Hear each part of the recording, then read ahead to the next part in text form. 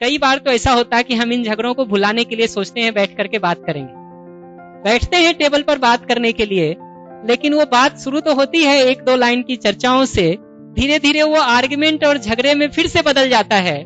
और वो पहले से ज्यादा होकर के हम उठते हैं। और 2-3 राउंड अगर ये सिचुएशन हो जाए तो अगली बार हमको लगता है कि बैठना ही बेकार। तो संबंध पूर्वक जीने की चाहना तो है हमारी, कामना तो है हमारी, डिजायर है,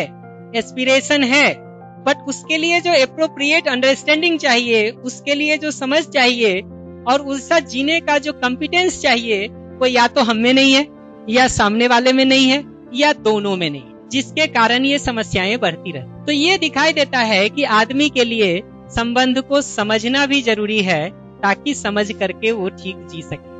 आप पूरी किताब को पलट के देख लीजिए, नर्सरी से लेके 10वीं 12वीं तक,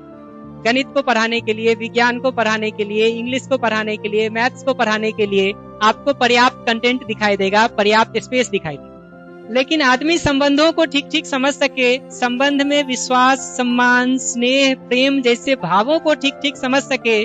उसको जीने की योग्यता उसमें विकसित हो सके, इसके लिए आपको हार्डली कोई समय और प्रयास लगाता हुआ दिखाई देगा। और जिस दिशा में हम प्रयास ही नहीं कर रहे, उस दिशा में उपलब्धि कैसे हो।